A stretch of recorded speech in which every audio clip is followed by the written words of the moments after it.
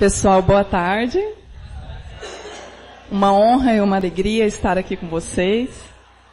Enquanto o pessoal vem chegando, vocês vão receber um envelope que eu gostaria de pedir a todos que não abram até o momento que a gente combinar de abrir. Por favor, meu querido esposo, ele vai estar entregando o envelope para vocês. Permaneçam com ele em mãos, sem abrir, por gentileza. Enquanto o pessoal vem chegando. Vamos morrer de curiosidade? Não é uma pergunta que você vai ter que responder aqui na frente. Tô brincando. Para o pessoal que chegou depois, vocês estarão recebendo um envelope que eu peço a gentileza de não abrirem até o momento que a gente solicitar, para que possamos aproveitar ao máximo. Ok. Ele vai estar entregando, tá, pessoal? Eu espero que dê para todos. Mesmo quem não receber, se acontecer de ficar alguém sem, vai estar valendo mesmo assim. Muito bem. A influência do Espiritismo sobre o progresso da humanidade. Quando começamos a estudar esse título, nos recordamos do Raul Teixeira, quando diz que a gente tem mania de dizer assim, a sociedade, como se nós não fizéssemos parte dessa sociedade. Mas nós fazemos. E aqui é a mesma situação.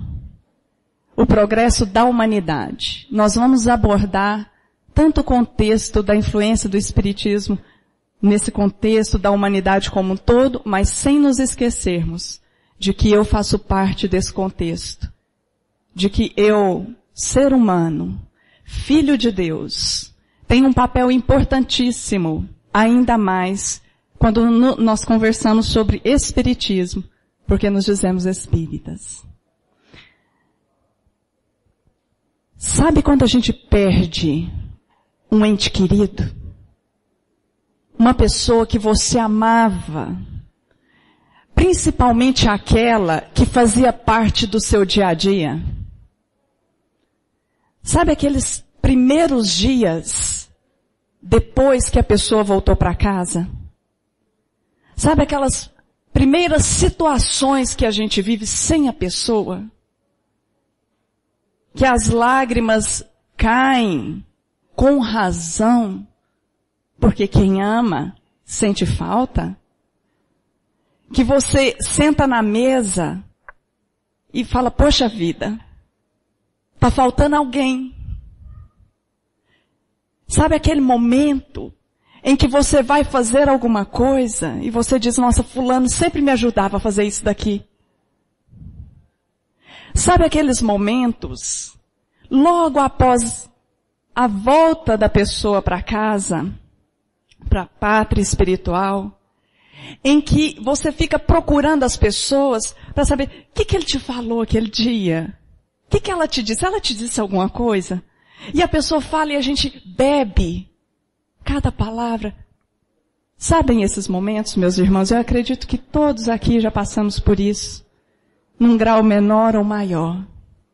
Essa era a situação dos discípulos de Jesus nos primeiros dias depois da crucificação. Estava todo mundo com o coração sangrando,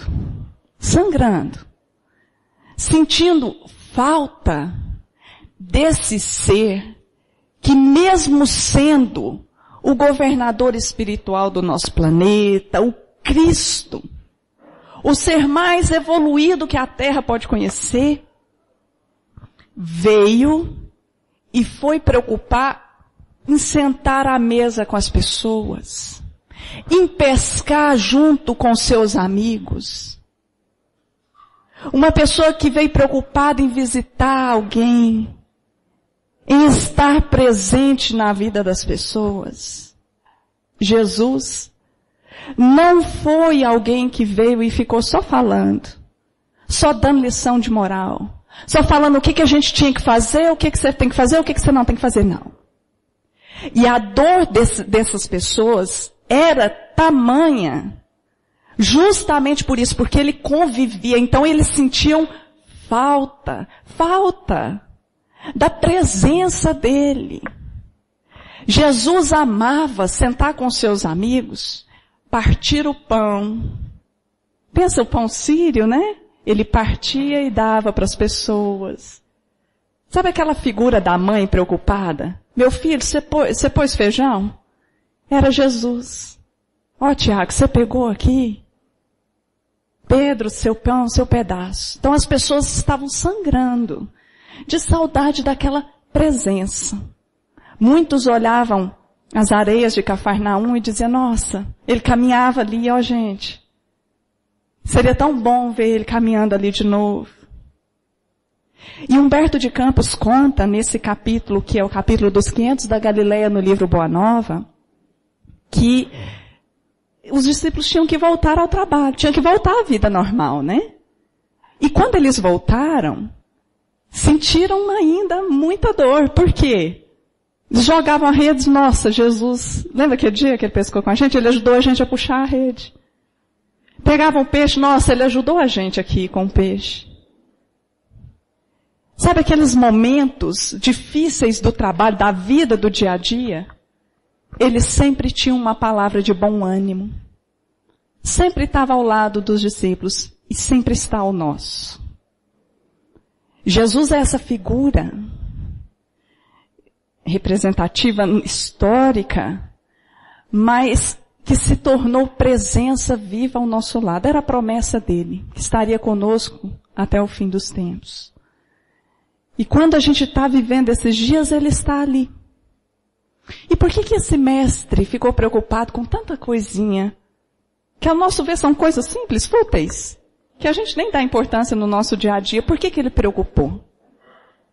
Porque se descer um filósofo aqui, o maior, o seu orador favorito, e fazer uma palestra, qual é a marca que ele vai causar em você?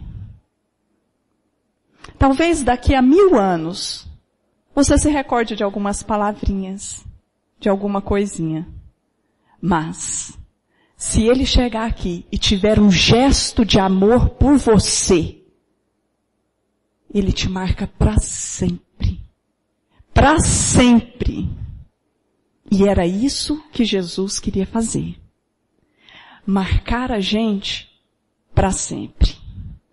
Por isso ele veio e conviveu e amou e não somente pregou. Os discípulos não estavam sentindo falta do tratado de ética dos anjos que Jesus trouxe. Ele nem trouxe isso. Sentia falta da presença da figura, daquele ser incomparável ao lado deles.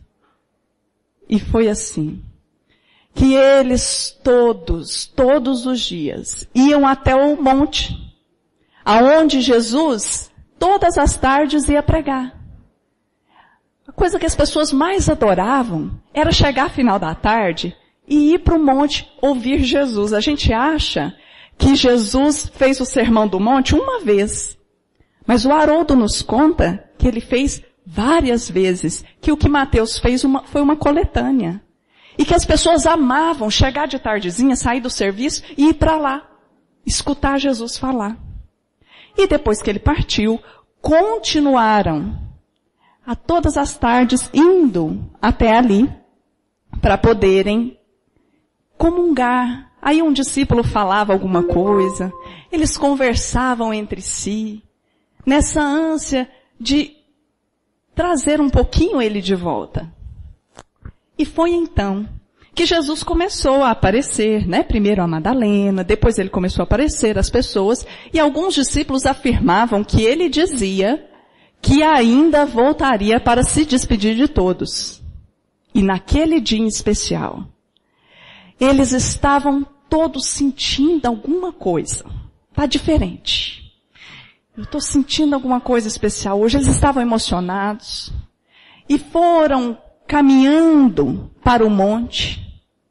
E quando chegaram lá, estava aquele clima, aquele pôr do sol, porque Jesus tinha preferência por pregar às tardezinhas. E quando eles olharam um raio de sol saindo ali daquele finalzinho de tarde, eles perceberam que ele foi ficando mais intenso, mais intenso, mais intenso, e tomou aquela forma saudosa. E eles viram, era ele, era Jesus, que voltava novamente para se despedir aos que Humberto de Campos chamou 500 da Galileia, as mais ou menos 500 pessoas que estavam ali. E a coisa mais impressionante é que naquele momento ele diz, amados, eis que retomo a vida em meu Pai para regressar à luz do meu reino. Já começa aqui. Porque a gente fica pensando, o que será que ele vai dizer?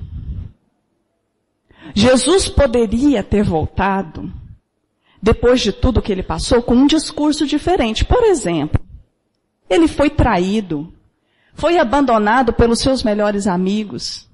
Conhecemos essa história de cabo a rabo. Nós, o que faríamos se tivéssemos sido traídos e tivéssemos a oportunidade de voltar e falar com as pessoas? Se tivéssemos sido abandonados, crucificados, qual seria o nosso discurso da volta? Porque ele vem e diz, amados, eu amo vocês. Amo vocês. Ele poderia ter vindo e dizendo assim, vocês viram o que fizeram comigo? Vocês viram? Me abandonaram. Meu melhor amigo, né, Pedro? Me deixou lá na cruz. Não tinha nada de mágoa. Ele poderia ter dito, gente, foi uma injustiça, depois de tudo que eu fiz para vocês, eu vou contar tudinho pro meu pai, vocês vão ver. Ele poderia ter vindo com N discursos. Quando eu penso no que eu faria, ele não fez nada disso, ele veio com paz. Ele poderia inclusive ter começado essa fala dizendo assim, meus discípulos, meus seguidores. Não, amados, a todos vocês que estão aqui, amados. E foi assim que ele diz a todos, começa o discurso do 500 da Galileia dizendo, depois dos meus discípulos, é a vós que confio a tarefa sublime da redenção pelas verdades do Evangelho. É lógico, Jesus não escolheu pessoas em vão. Passou a eles, em primeira mão, certas coisas. Então, depois deles, é a vós que confio a tarefa sublime da redenção pelas verdades do Evangelho. Redenção de quem? Aqui começou o problema.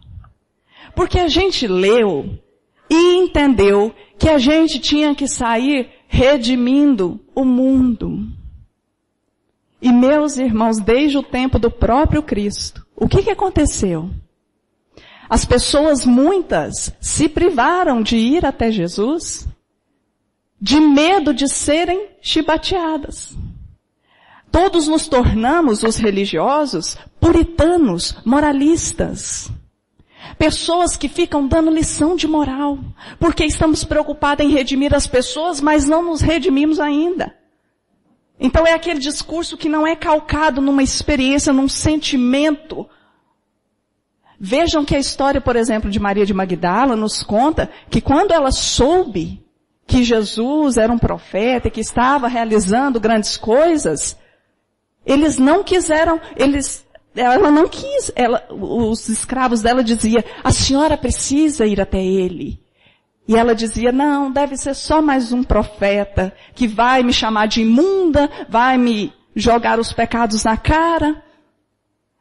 Mas quando a gente olha para a história do Cristo, não tem um relato bíblico que nos diz assim, e fulano saiu de perto de Jesus com depressão. Não tem. E fulano saiu de perto de Jesus e pensando que a sua vida acabou, ele foi. Não tem. As pessoas saíam renovadas. Às vezes passavam sim por uma cirurgia moral, mas saíam dali com outro ânimo. E aí, meus irmãos, a gente começa uma reflexão profunda a respeito do que nós temos passado às pessoas que nos buscam. Porque se em todos os tempos da humanidade nós partimos para esse puritanismo, para sermos essas pessoas que ficam apontando erros, pessoas que muitas vezes ficam... Quantas vezes você tem coragem de contar os seus problemas para o seu companheiro da casa espírita? Aqueles conflitos, os piores. Você consegue dividir? Muitas vezes a gente não consegue por causa do julgamento. Por causa dessa interpretação equivocada da redenção das criaturas. Como é que eu vou conseguir passar para uma pessoa uma mensagem como essa do Cristo, sendo moralista? Porque é diferente, gente. Se fosse para a gente redimir as criaturas simplesmente falando na cabeça delas, Jesus teria feito isso, mas ele não fez. Ele primeiro amou, acolheu. Esse é o princípio, acolhimento. Trazer para perto. Porque quando a gente sente uma realidade dentro de nós, e chega um companheiro com a mesma dificuldade, a gente olha para ele e fala, eu sei o que ele está passando. Eu sei o tanto que é difícil isso que ele está sentindo e acolhe. Mas se eu desconheço as minhas próprias realidades, se eu acho que eu estou bom demais para ser verdade, como é que eu vou conseguir fazer esse processo? Eu me torno um puritano. Esse não é o processo ensinado por Jesus para que a humanidade progredisse. Essa confiança dele aos 500 da Galileia para que eles multiplicassem essa mensagem e que hoje chega às nossas mãos. E nós temos a oportunidade de integrar, quem sabe um dia essa caravana, pode estar sendo gravemente, principalmente na atualidade, deturpada pelas questões da gente querer saber demais e sentir de menos. É assim que nós vemos que Jesus teve todo esse cuidado para que nós progredíssemos, porque o progresso significa alcançar a nossa paz e a felicidade que a gente tanto busca. Foi confiando nesse trabalho que foi sendo feito pelos 500 da Galileia, se multiplicando, que chegou o tempo em que todos nós amadurecemos e tínhamos condições de começar a entender um pouquinho mais. Foi assim que em 1848, na cidade de Hydesville, numa casinha em que a família Fox havia se mudado há 4 anos, e há 4 anos enfrentavam problemas de fenômenos ali. Tá vendo que a casa era de madeira? Era um inferno a vida desse povo. Porque era pancada na parede, pancada no teto, pancada no chão, e não parava aqueles barulhos, e o Sr. Fox tentava controlar aquelas forças com a Bíblia, mas não conseguia até o dia em que a jovem Margarida Fox resolveu perguntar, mas será? Se você é o demônio, se for, dê 2 pancadas no teto. Se não for, dê uma pancada. Não era o demônio. E ela estabeleceu esse mecanismo do contato por perguntar, falar as letras do alfabeto, naquele queria, ele dava pancada, formaram palavras, formaram frases e descobriram que se tratava do espírito de um homem que há um tempo atrás havia passado nessa casa vendendo bugigangas. E o casal que morava lá hospedou-o, matou-o à noite, roubou as coisas que ele vendia, $500 e sepultou no porão. E o espírito ali tentava se comunicar. Esses fenômenos não começaram só aí, na cidade de Hydesville, nos Estados Unidos. Estavam em toda a Europa. Mas a sociedade de Paris usava como divertimento nas festas. Começaram os fenômenos das mesas girantes, e eles usavam para entreter As festas sempre tinha a parte, agora vamos fazer as mesas se agitarem. Davam as mãos ou colocavam as mãos e as mesinhas começaram o processo. Até que o dia em que chegou aos ouvidos do professor Rivaio que as mesas podiam falar. E ele riu muito. Achou muito engraçado, porque imagina, uma mesa não tem nervos, não tem cérebro, como é que fala? Riu muito. Não tinha tempo para essas coisas. O professor Rivaio era um homem muito sério. Um homem que as pessoas tinham muita confiança pelo trabalho sério e dedicado. Até que um dia, um amigo muito sério dele disse, você precisava ver. Elas respondem perguntas. E ele disse, mas isso não é possível. E ele disse, vamos assistir a uma sessão. Até que ele resolveu, concordou. Quando chegou lá, ele ficou impressionado. Porque fazia pergunta, a mesa respondia com as pancadas. Dava as pancadas ali e respondia a pergunta. E ele disse, mas não é possível um trem desse, gente. Isso só pode ser charlatanismo, magnetismo, eletricidade ou uma farsa. Isso é impossível. E começou a fazer pesquisas. O professor Rivaio falava muitos idiomas. Italiano, francês, que era a língua dele, latim, alemão. E ele levava perguntas em outras línguas, em alemão. E a mesa respondia em alemão, sendo que ninguém ali falava alemão. Ele levava perguntas dentro de envelopes que só ele sabia o que tinha. E a mesa respondia danada. Ele falou, mas não é possível. Como é que você pode fazer essas coisas, responder a isso? Porque você não tem nervos. Como é que uma mesinha pode falar? E a mesinha respondeu, mas não é a mesinha. Somos nós. Os espíritos dos homens que viveram aí na terra. Meus irmãos, acabou a morte. Em todos os tempos da humanidade, a morte já tinha sido morta muitas vezes. Lá em Moisés, quando ele proibiu o povo de conversar com os mortos, então tem jeito? Tem, ele proibiu. Mas porque eles usavam vou fazer bolo hoje, não sei se é de cenoura ou de fubá, vou perguntar para os mortos. Usavam para coisas frívolas. E aí ele proibiu, porque não era também chegado o momento, não tínhamos maturidade. Mas agora vinha com tudo. Os nossos entes queridos estão vivos.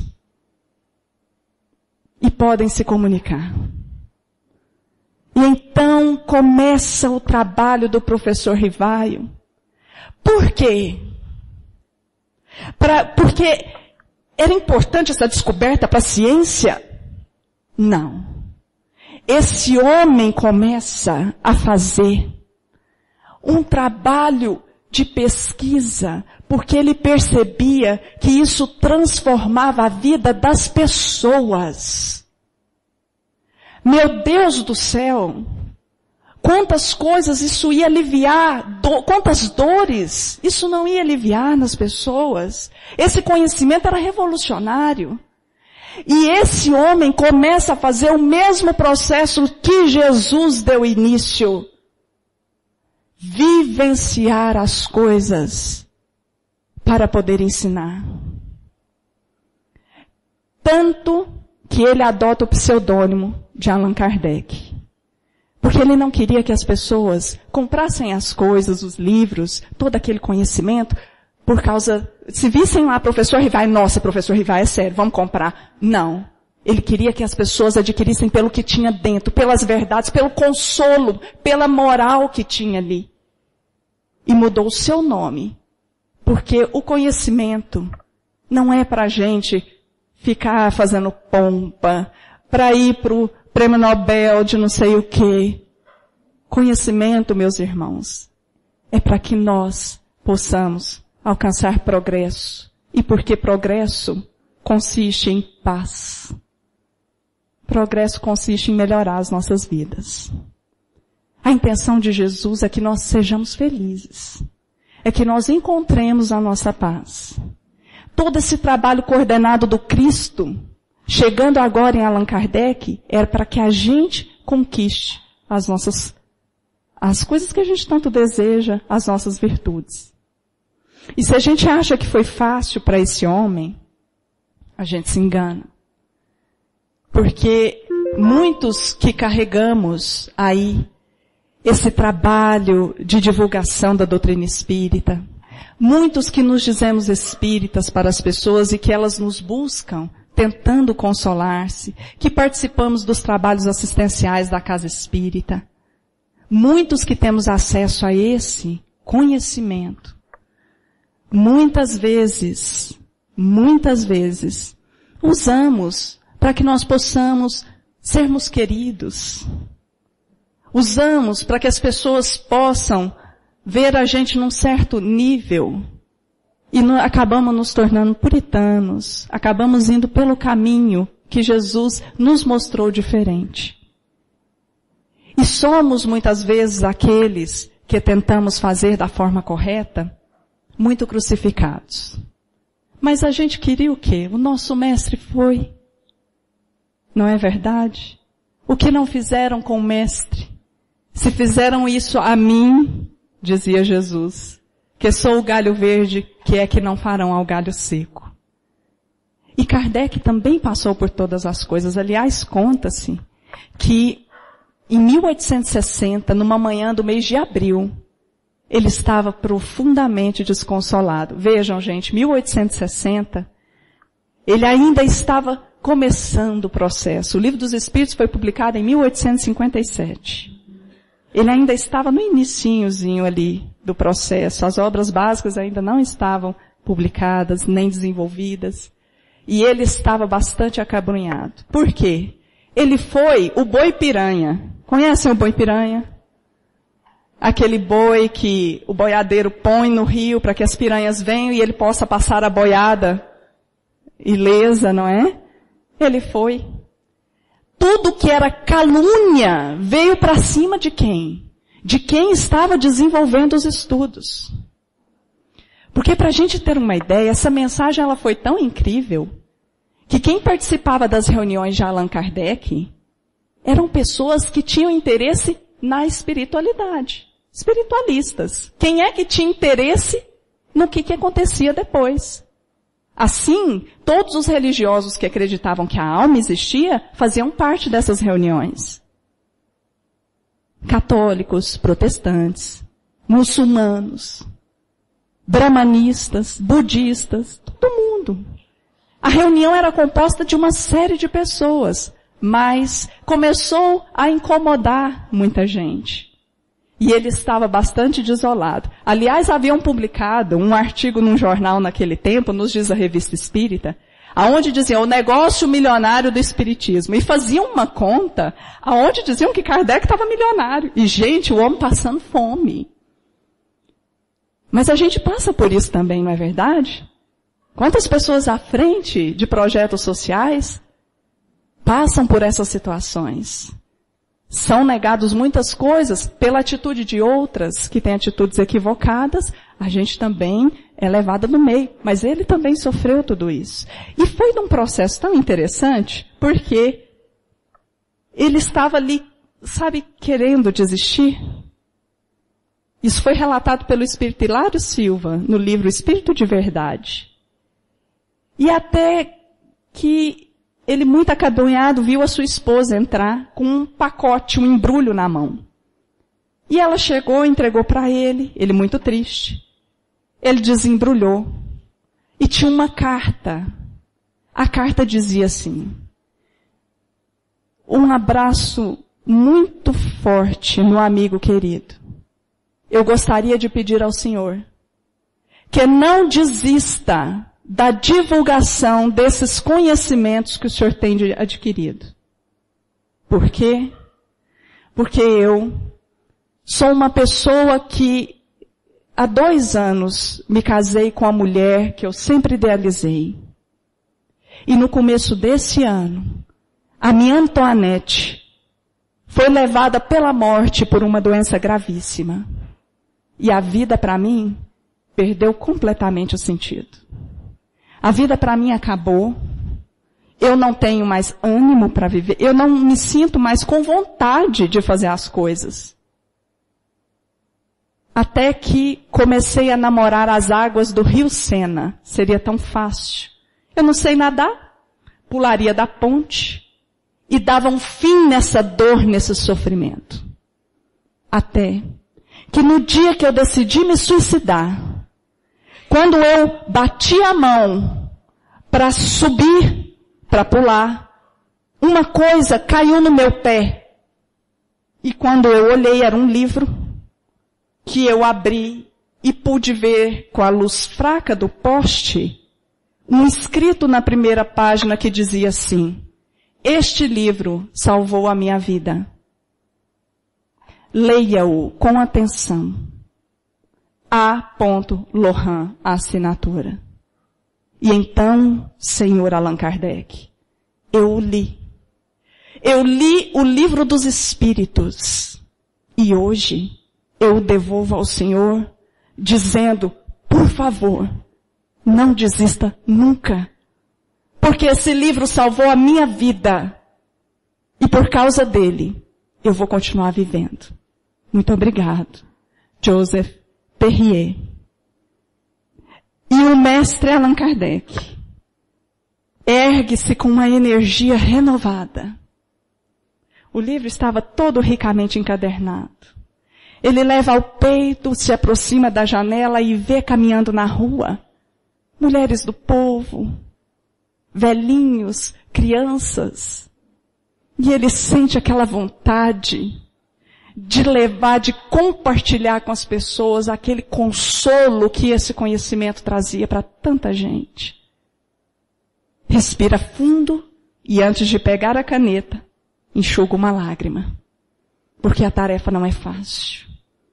Mas ela é uma tarefa tão gratificante, que nos dá tanta condição de ajudar, porque ela nos ensina a nos conhecermos. E nos conhecendo, eu consegui acolher as criaturas, seja elas do jeito que forem.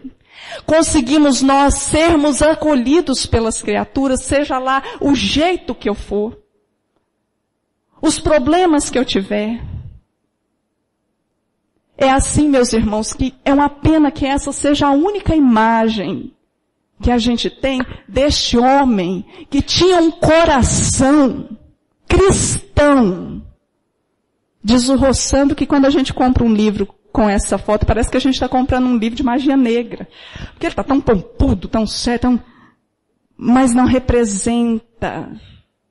Mas a doutrina espírita nos conta da continuidade do trabalho do Cristo que Kardec nos propôs. E a pergunta que nós nos fazemos é: o que é que nós temos feito com tudo isso? Tenho eu divulgado o Espiritismo, seja nas minhas atitudes, seja nas minhas palavras, seja na maneira como eu lido com a minha família, no meu local de trabalho? Como uma pessoa que usa o conhecimento para se conhecer, para identificar as suas dificuldades e a partir disso acolher as pessoas, compreender as pessoas? Ou tenho eu caído nessa coisa da gente ficar lendo, estudando e tendo conhecimento para fazer malabarismo de palavras? Foi muito interessante ao pegarmos esse tema para estudar. Tem uma pergunta no Livro dos Espíritos, tem um item e várias perguntas sobre o tema. E tinha uma referência no livro Estude Viva, de Chico Xavier, a respeito da influência do Espiritismo no progresso da humanidade. Quando nós abrimos o livro Estude Viva, estava dizendo lá assim, o tanto que a gente tem que falar às pessoas, tentando observar a necessidade de cada um, e não ficar procurando palavras difíceis para que as pessoas olhem e falem, nossa, como fulano tem conhecimento, nossa, como fulano sabe Espiritismo. O tanto que nós temos que ter sensibilidade, sermos simples como Jesus. E eu olhei e disse, eu acho que eu estou no capítulo errado, eu olhei a página errada, porque é para falar do progresso do Espiritismo, não é isso aqui não, isso aqui é para outra coisa. E fui olhar, e era a página, meus irmãos, e não é verdade? O Espiritismo auxilia no progresso da humanidade, porque ele destrói o materialismo. E o que é que eu tenho? As minhas atitudes, elas são pautadas nisso? Quais são os meus interesses? Eu passo o dia inteiro cultivando ainda aquela mágoa? Porque o Espiritismo nos traz motivos para usar o nosso tempo, para nos libertarmos da mágoa. O que eu tenho persistido? Eu tenho persistido nas minhas atitudes, nas minhas condutas do homem velho? Porque motivos para fazer diferente é o que todos os dias nós estudamos. Em que perseveras? Pergunta Emmanuel. Em que perseveras, meu irmão? Minha irmã? A gente fica usando o nosso tempo para falar, mas fulano vai ver. Quando ele chegar aqui, eu quero falar isso para ele. Aí ele vai falar assim, tá. E aí eu quero falar assim, assado e assado. E ele vai responder, porque a gente é profeta, todo mundo, a gente sabe até o que ele vai dizer. E a gente fica o dia inteiro, gente, não é?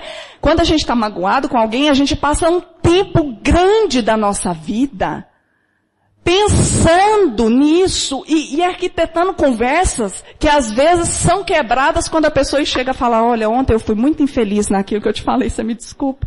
Pronto, perdi meu dia. Porque eu achei que ele ia falar isso. Aí eu ia falar assim. E a gente perde um tempo. Em que perseveras? Você está acompanhando esse progresso? Porque o progresso ele é como um rio. Que ele vai tomando conta. Se eu não acompanhar, eu sou levado. Eu vou ser dizimado. É lógico que esse dizimado levado é nós ainda ficarmos nesse ciclo de reencarnações inferiores, essa coisa chata, esses mundos difíceis, já não pode andar na rua mais tranquila, essa coisa difícil. Em que perseveras? E é assim, meus irmãos, que a doutrina espírita vem nos ajudar com um cabedal de conhecimento para que a gente faça a nossa redenção, como propôs Jesus lá nos 500 da Galileia.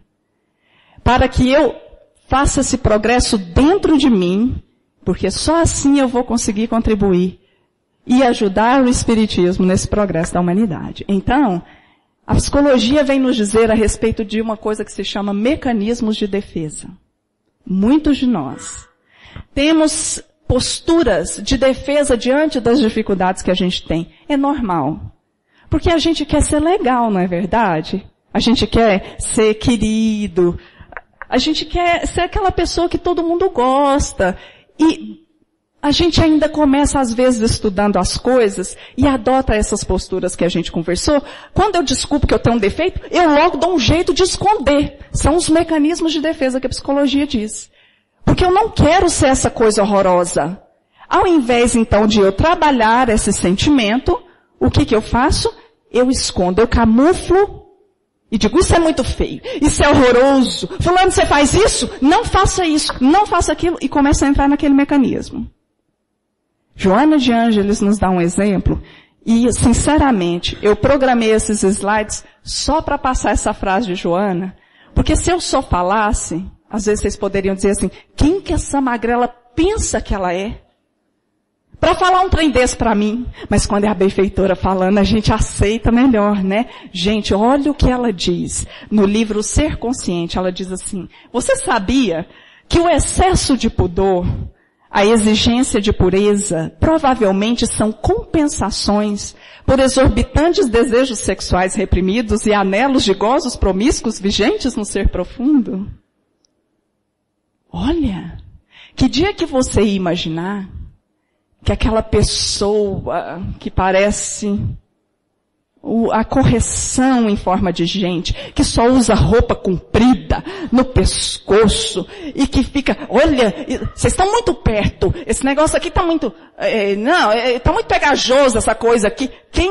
Imagina você dizer para essa pessoa assim, fulana, você sabia que Joana de Ângeles diz que essa sua atitude é porque você tem desejos sexuais reprimidos e anelos de gozos promíscuos? Imagina você dizer isso para ela. Inimigo para 10.000 reencarnações. Porque a gente não aceita. Mas olha o que Joana está dizendo. às vezes, as nossas atitudes de apontar o dedo indicam que nós temos alguma coisa errada dentro de nós. E que às vezes a gente escondeu porque eu não quero ser essa coisa feia. Porque minha mãe me falou que não era para eu ser assim. Porque Jesus prega diferente. E ao invés de eu trabalhar esse sentimento, compartilhar, meu irmão, tenho tanta dificuldade na área sexual. Como que a gente pode fazer para trabalhar isso? E a gente vai daqui, vai dali e trabalha. Ao invés da gente ir por esse caminho, a gente esconde atrás de uma capa de puritanismo. E, gente, a gente vira um mau fariseu. Sabe aquele povo que Jesus realizava uma cura espetacular, um cego que a vida inteira quis enxergar, Jesus cura o cego, e ele sai feliz e traz bem. O fariseu olhava, dia de sábado, esse homem fica curando os outros dia de sábado. Isso é um absurdo. Não olha a essência da coisa. Esses eram os fariseus. Jesus os chamava de sepulcros, de branco pintado por fora e por dentro podridão. Porque eles andavam de branco, sabiam a Torá de capa a capa. O Velho Testamento eles falavam na ponta da língua, mas eram puritanos. Por dentro eram cheios de dificuldades. Então a doutrina espírita vem nos alertar. Muitas vezes a gente não consegue a nossa redenção, porque a gente se esconde atrás desses mecanismos de defesa. Olha que coisa interessante que a benfeitora ainda vai dizer. Ela diz, não são poucos os indivíduos que se refugiam em ideais, especialmente nas doutrinas religiosas, como evasão da realidade, adotando comportamentos nobres, no entanto mascaradores de seus conflitos, no livro Em Busca da Verdade. Gente, olha isso, não é verdade? Quantos de nós não nos escondemos atrás da religião, porque a religião ela é muito bem aceita. Eu passo a ser muito bem aceito. Mas não trabalhei aquela questão. Ainda estou infeliz, ainda estou em conflito. E não é essa a proposta de Jesus para nós. Quando nós buscamos Jesus, tenhamos a certeza que seremos acolhidos do jeitinho que a gente é. Do jeitinho, com todos os seus defeitos. E se alguém na casa espírita está fazendo diferente, não está de acordo com o que ele nos ensinou. Se a gente não acolhe, se a gente só aponta o dedo, não estamos em coerência com Cristo. É assim que a gente vê no livro de André Luiz, Sexo e Destino, o caso de Pedro Neves. Quem leu aqui lembra do Pedro Neves. Até o nome André Luiz deu um jeitinho de pôr Pedro, pedra, Neves, de gelo. Porque Pedro Neves havia feito um caminho muito interessante que às vezes a gente se identifica muito. Para quem não leu o livro, conta o livro que Pedro Neves era um mentor na cidade de Nosso Lar há 40 anos, meus irmãos, 40 anos. Às vezes é o tempo de vida de muitos de nós aqui. Às vezes é mais, né? 40 anos, ele era mentor. E ele andava muito triste. Muito acabrunhado. Sabe quando o presidente da casa espírita anda triste e às vezes você tem um respeito tão grande por ele que você não tem coragem nem de perguntar? Você acha que ele resolve tudo, que ele tira de letra tudo? Era assim que era o povo lá em Nosso Lar com ele. Ele era um mentor espiritual que orientava as pessoas. Não, fulano, vem cá que eu vou te dar um conselho e tudo. Então as pessoas viram ele triste e não tinha nem coragem de se aproximar, mas André Luiz teve. Sentou e, segundo ele, jogou uma isca e ele fisgou. André Luiz começou assim, Pedro, eu estou tendo tanto problema na terra, a minha família que ficou lá está dando trabalho demais, dá conta. E estou passando muita dificuldade, e ele foi e abriu o coração para André Luiz, disse, eu também. E contou que ele era advogado na terra, que sempre se pautou pelos bons exemplos, por cumprir os seus deveres, até o dia em que a esposa dele resolveu se casar pela segunda vez. Sabe aquele negócio assim, amar os outros não tá com nada, a gente sofre demais. E gostar dos outros é fria. que a gente sofre, que é um horror. Sabe essa conversa? Ele fez esse movimento. Ele teve um sentimento de sofrimento tão grande que ele decidiu que ele não ia sentir mais as coisas. A partir disso, ele entrou numa coisa que André Luiz chama de zona motora. Você trabalha só no raciocínio, você não sente. E entra numa coisa que se chama ativismo. Você trabalha. Você fica no centro de segunda a segunda. Você faz 200 mil palestras por ano. Você faz grupo de estudo e serve sopa e faz bazar e entra num ativismo. Mas não se sente feliz. Sente um vazio muitas vezes. Não é uma pessoa acolhedora. E aí, ele descobriu que isso não estava certo, porque a filha dele estava encarnada ainda, num processo de fase terminal de câncer. E ele estava prestando assistência espiritual à menina. Quando ele chegou na casa da menina, gente, o genro dele, o marido da filha dele, que deveria estar ali, né, dando assistência para a esposa, estava traindo a esposa com a enfermeira, que era outra que tinha que estar cuidando da menina também. Então ele, como pai, se revoltou, ficou tão bravo, ficou nervoso com aquilo, ele se desequilibrou. Como é que é mesmo? 40 anos ele era trabalhador de nosso lar. E se desequilibrou ali, diante daquela situação. A ponto de chegar uma hora que a menina passou mal, ele foi atrás do genro e o encontrou numa boate. Striptease. Quando ele vê ele lá, ele fica tão revoltado que ele começa a esmurrar o genro espiritualmente. Esmurrar.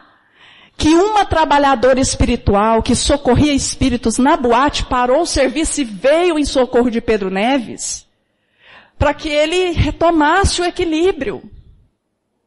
40 anos em nosso lar trabalhando em orientação. Então, meus irmãos, olha que pérola. A doutrina espírita nos traz casos que vem nos dizer, meu irmão, que caminho que você está seguindo? Por onde você está andando? Em que rumo, em que direção você está indo? Porque a gente pode, inclusive, a pessoa olha e fala, nossa, fulano é um trabalhador da última hora, faz de tudo, mas eu posso estar nesse processo de ativismo sem sentimento. Se eu não desenvolver sentimento em mim, eu vou ter que passar pelos mesmos processos. Já dizia aí alguém que quem aprendeu a amar conhece toda a Bíblia, não precisa de mais nada. Porque a intenção é que nós nos redimamos. Assim, os mecanismos de defesa que a psicologia nos fala é a repressão, a negação, a formação reativa, a projeção. Eles dão nomes diferentes porque são situações diferentes. Para a gente ter uma ideia, lembra quando aquele casal jogou a menininha pelo apartamento, a família Nardoni? Não sei se vocês lembram desse fato. Foi um auê. E no outro dia, tinha um monte de pessoas na porta do prédio, querendo fazer com o casal, muito pior do que o casal tinha feito com a menininha. E aí? A justificativa é que queriam paz. E aí? Perguntaram para Gandhi, né? Qual o caminho para a paz? E ele diz, a paz é o caminho. Nessa situação, a gente percebe que aquela fala que a gente escuta, ela é verdadeira. Bateu, doeu, leva que é teu. Tipo, te incomodou? Vamos parar para pensar. Por que está me incomodando desse tanto? Será que eu não tenho alguma coisa aqui travada? Porque muitas pessoas usaram aquela situação para projetar a sua agressividade. Às vezes uma raiva, alguma coisa que a gente tem dentro, e que ela acha uma situação que é coerente, que é socialmente bem aceita, e despedaça ali. O Haroldo fez um videozinho, que vocês devem às vezes até ter visto pelo WhatsApp, dizendo de indignações. Indignação tem aquela que é real, e tem aquela, gente, que a gente tem que prestar atenção. Qual que é a indignação real? É aquela, por exemplo, eu sou indignado com criança passar fome. E vou e faço o que eu posso, a minha parte, pela fome, para acabar com a fome das crianças. Esse é um tipo de indignação justa. Eu fico doído, eu fico ali sensibilizado, mas faço alguma coisa, o que eu posso eu faço. Agora tem aquela indignação que a gente fica fazendo revolução de sofá, revolução do pijama. A gente fica sentado, vendo na televisão as coisas, dizendo, isso é um absurdo um trem desse, tinha que acabar.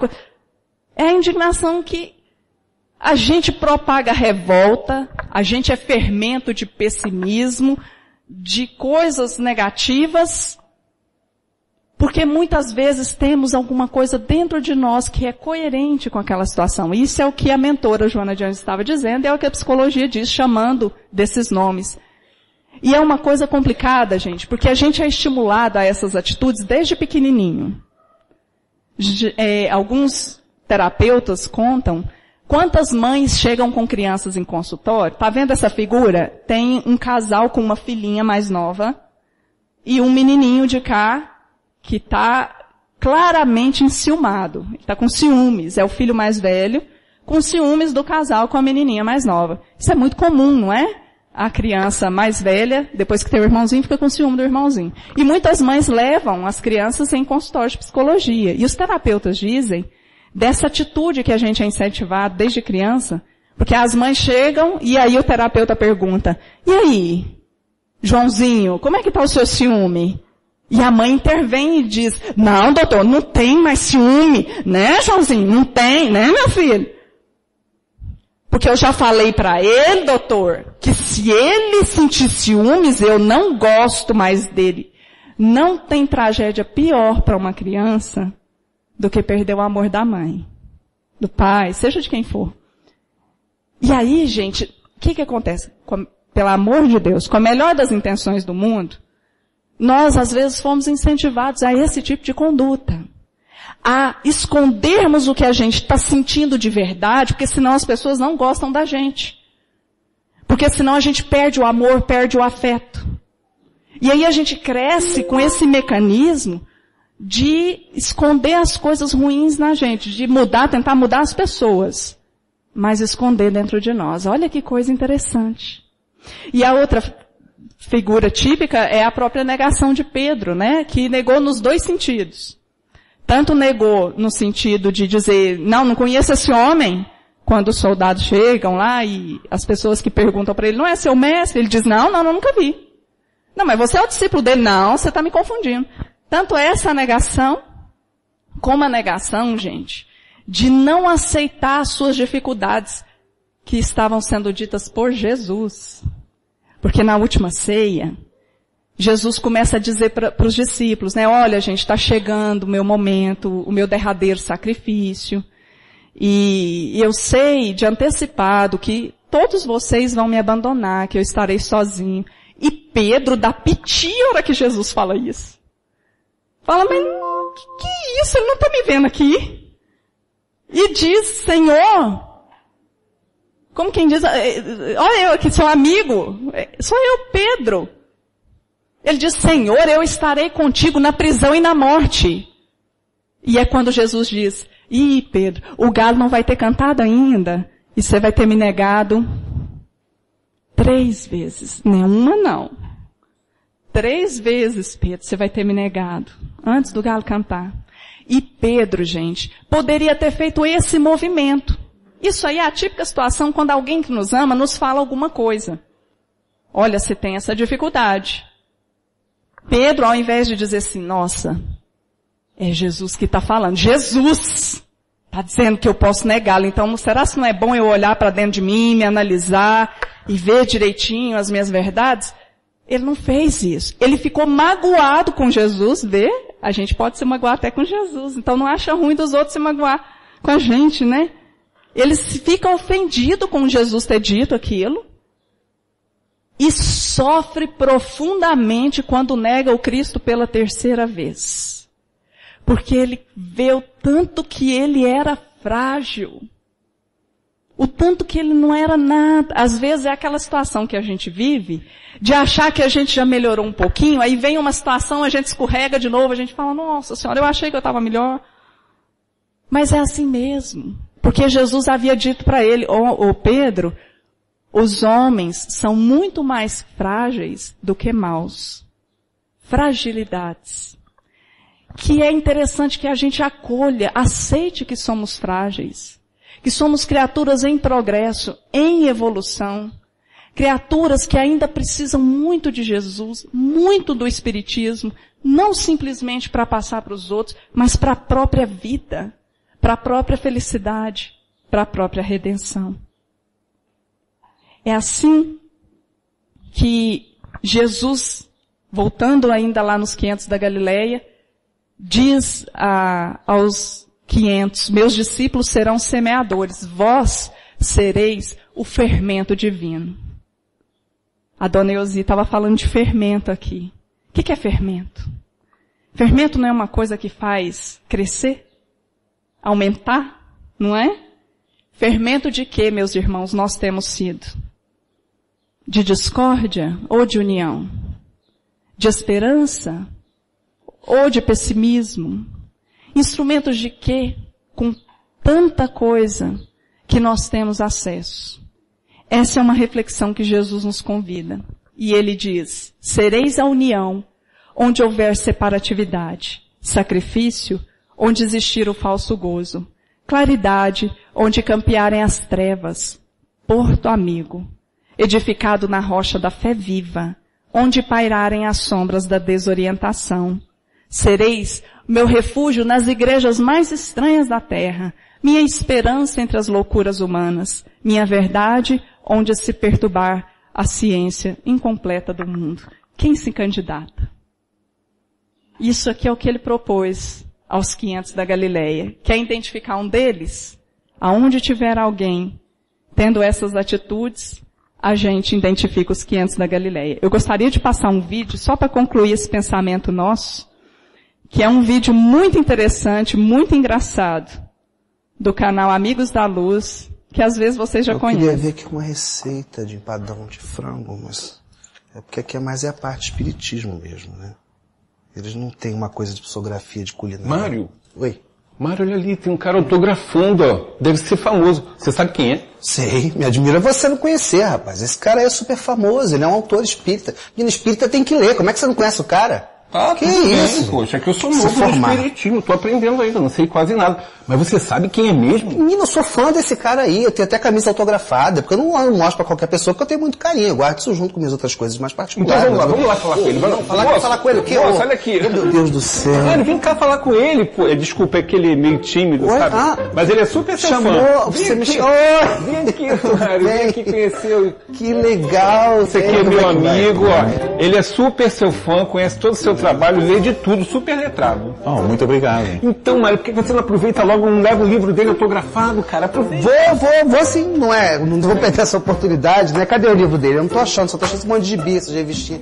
Gente, largaram esse gibi aqui em cima, tá atrapalhando o rapaz aqui, pelo amor de Deus. Não. Esse daqui é o meu livro, Meu Pequeno Evangelho. Ah, eu li esse livro, é dele. certo. É pra criança, né? Que bacana, bonito esse trabalho. Não, esse eu ainda não li. Eu tava confundindo com aquele outro livro que você escreveu. Qual? Como é? Violetas na Varanda. Acho linda, aquela menina morrendo. Não, esse não é meu, não. Não? Não, tá certo, desculpa. Violetas na Varanda não, Memórias de uma Melancia.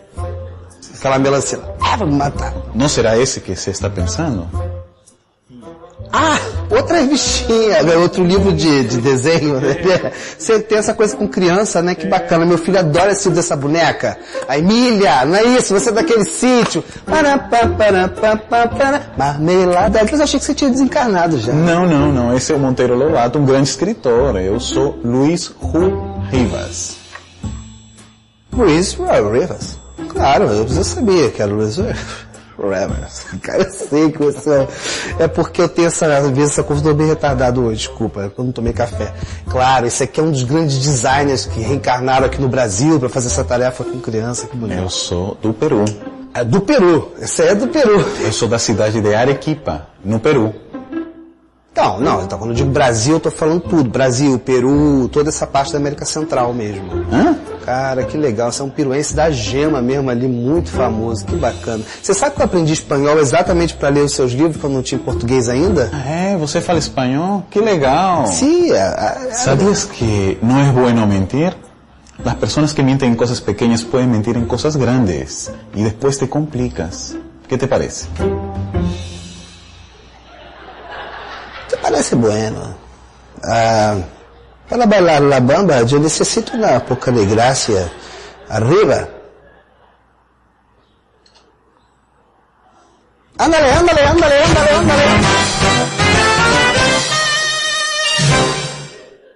Muito interessante o vídeo do canal Amigos da Luz no YouTube. Eles têm uma série de vídeos muito educativos, baseados no humor, nos ajudando nesse processo de autoconhecimento, de tentar identificar essas falhas que muitas vezes a gente tem. A gente não tem que conhecer tudo e nem todo mundo, porque de nada vale tanta letra e pouco sentimento. Que todo conhecimento que nós tenhamos seja para que a gente seja uma pessoa melhor, para que a gente consiga vencer os nossos conflitos, as nossas dificuldades.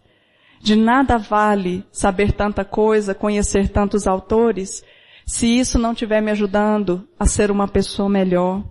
E eu conseguirei muito pouco nessa influência do Espiritismo no progresso, se eu for por esse caminho de tentar mexer com os outros sem mexer comigo mesmo. A doutrina espírita tem nos ensinado o quanto cada um de nós tem um papel tão importante nesse contexto dessas tantas encarnações que a gente tem. A gente mal pode imaginar o quanto uma pessoa pode ser importante no meu progresso, mesmo sendo tão complicada. Muitas vezes, as pessoas que a gente tem mais dificuldade são os professores, que nós rogamos ter acesso para que nós pudéssemos nos disciplinar. A gente não tem muitas vezes dentro da nossa família as pessoas, eu vi uma irmã fazendo uma pergunta a respeito disso. Nós não temos muitas vezes a família que a gente gostaria, a gente tem a que a gente precisa. A gente tem dentro do lar as pessoas que a gente precisa ao nosso lado para que a gente conquiste a nossa paz. São pessoas que eu prejudiquei, que eu pedi para fazer diferente, para me libertar de culpas. São pessoas que me prejudicaram e que a gente combina essa volta, esse retorno juntos, para que possamos nos reconciliar. São os instrumentos mais preciosos que a gente tem na vida. E temos os anjos, as afinidades, os afetos, que Deus permite ao nosso lado para que nos deem forças para prosseguirmos. É assim, meus irmãos, que no final de um ano em que uma turma se formaria, uma professora, desejando homenagear os seus alunos, trouxe para cada um deles uma forma de... Ela queria dizer a cada um, a cada pessoa, tanto que ele era importante. Porque ali eles iam seguir os seus caminhos e talvez nunca mais tivessem contato. E ela foi pensando em cada aluno, em cada pessoa, em cada serzinho, aquele conversador que deu tanto trabalho para ela, mas que mostrou para ela que as aulas tinham que ter um pouco de flexibilidade, porque senão ia ficar difícil ter uma aula muito séria, muito rígida. Aquele aluno que era tão prestativo, que ajudava todo mundo. E foi fazendo essa reflexão a respeito de cada um dos alunos. E ela descobriu que cada um deles tinha uma característica especial, mesmo os que deram mais trabalho para ela. Que cada um auxiliou-a no processo de conhecimento dela, de autoconhecimento, e auxiliou a turma com a sua maneira de ser, de uma forma que era impressionante. Então, no dia da formatura, ela fez uma fitinha escrita, quem eu sou faz a diferença. E deu para cada um dos alunos 2 fitinhas. A cada um ela dizia por que ele tinha feito a diferença. Amarrava a fitinha e a partir dali ela dizia, leva esta para alguém que fez a diferença na sua vida e diga a essa pessoa. E depois eu vou querer saber os resultados. E assim ela fez, homenageou seus alunos. E teve um feedback de um deles que disse que ele havia visitado uma empresa procurando trabalho e que quando ele chegou na empresa, o office boy da empresa fez com que ele se sentisse tão bem, tão mais à vontade, foi tão amigável. Uma pessoa que trabalhava como office boy fez uma diferença tão grande ali para ele, ele foi lá e resolveu homenageá-lo. E ele pegou a fitinha e disse, olha, eu recebi essa homenagem e gostaria de te homenagear também. Porque você é uma pessoa que me ajudou, que fez a diferença na minha vida. Não fosse por você, talvez eu teria ido embora daqui aquele dia, mas você me fez me sentir bem, me deixou à vontade. E eu gostaria, eu posso? E o office boy, imagina, gente, ficou tão emocionado e aceitou a homenagem. Ele amarrou a fitinha no braço dele e entregou outra. E disse, agora leve essa para alguém que fez a diferença na sua vida. E o office boy resolveu homenagear o próprio chefe, que era um homem, vamos dizer assim, meio preocupado, porque ele era muito mal-humorado mesmo.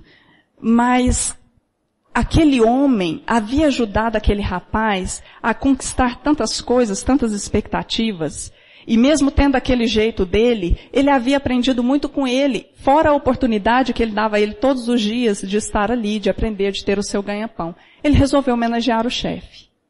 Então chegou na sala do chefe e disse, olha, eu gostaria muito de homenagear o senhor porque recebi uma homenagem, porque o senhor fez a diferença na minha vida. Eu acho o senhor um gênio criativo. E o chefe disse, mesmo? Mas imagina! Você pensa isso mesmo de mim? Ele disse, sim senhor, eu penso. Eu acho o senhor um gênio. E o conhecimento do senhor me ajudou muito a crescer e eu espero que eu leve tudo isso para a minha vida. Eu posso homenagear o senhor? E o chefe permitiu. Ele amarrou a fitinha, escrito, quem eu sou faz a diferença. Entregou outra para ele e disse, agora, se o senhor puder, homenageie uma pessoa que fez a diferença na vida do senhor. E o chefe ficou pensativo.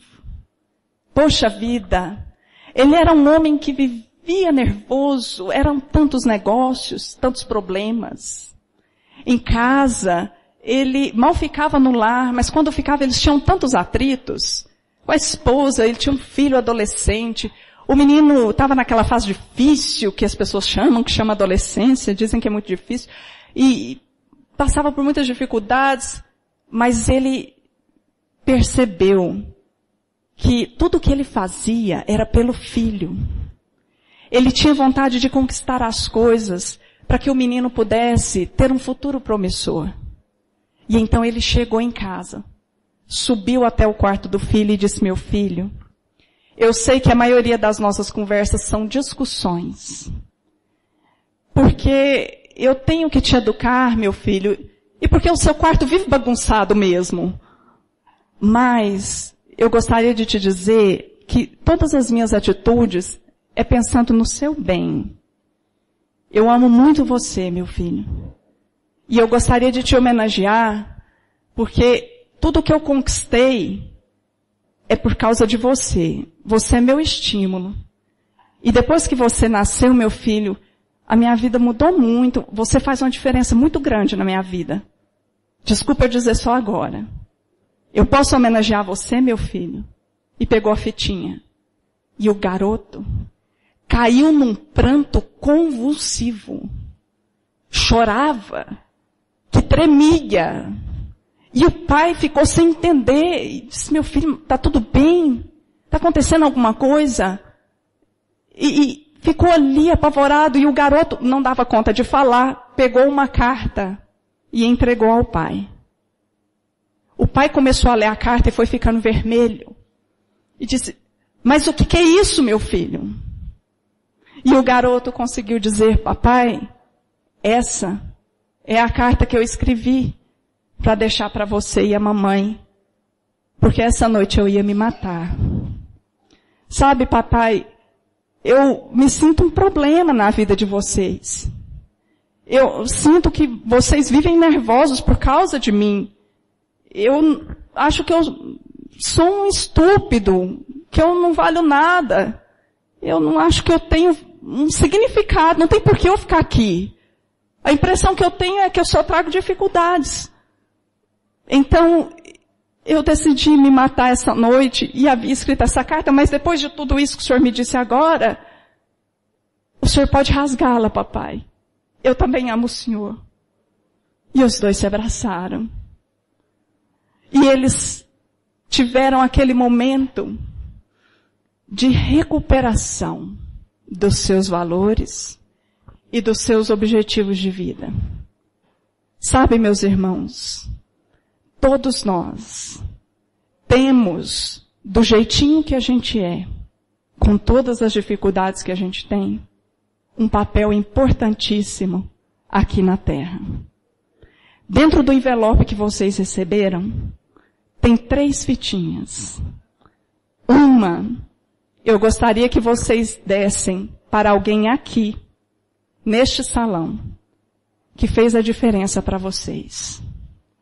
A outra, eu gostaria que vocês homenageassem alguém na família de vocês, que fez a diferença para vocês. E a terceira, alguém na sociedade, que tem influenciado a sua vida de uma forma que você despertasse. Muitas vezes, quem nos faz despertar são as pessoas que a gente considera difíceis. Muitas vezes, as pessoas que nos influenciam e faz com que a gente mude a vida são pessoas que nos causam problemas. Porque mesmo com as nossas dificuldades, Deus utiliza de nós para que o progresso aconteça. Teve uma guerra numa cidade muito pequena e destruíram tudo. E a população resolveu, com as próprias mãos, reconstruir a pequena cidade. E na igrejinha tinha uma imagem de Jesus que foi completamente destruída. Eles conseguiram reconstruir, mas no dia da reinauguração da igreja, a imagem estava coberta com um pano. E as pessoas disseram, mas por quê, né? O que será que tem de diferente aqui? Na hora da inauguração, tiraram o véu da imagem e a estátua de Jesus estava sem as mãos. Naquele momento as pessoas tiveram um choque. Embaixo dela estava escrito assim, eu não tenho mãos, preciso das suas, conto com vocês. A mensagem de Jesus aos 500 da Galileia se estende a nós hoje. Dentro do envelope também tem uma etiquetinha. Escreva nela algo que você possa fazer pelo progresso. Tanto o seu progresso como o progresso da humanidade. Uma atitude que você possa passar a ter ou continuar tendo para que isso se realize. Eu gostaria de convidar a todos para que nós possamos fazer essa reflexão, se não for possível aqui agora, em casa. Porque Jesus conta conosco, meus irmãos, com todas as nossas dificuldades. E eu só tenho a agradecer a cada um de vocês que hoje aqui fizeram a diferença na minha vida, pela presença de vocês aqui, fazendo com que eu pudesse ter acesso a conhecimentos que me ajudaram tanto, que vão fazer com que eu volte para a minha redenção interior com mais afinco, nessa ânsia de compartilhar com as pessoas algo tão belo e tão consolador como o Espiritismo, influenciando no progresso da humanidade. Os irmãos fiquem à vontade para se levantarem, se deslocarem até as pessoas daqui, que vão receber a sua homenagem. Eu agradeço a todos, muita paz.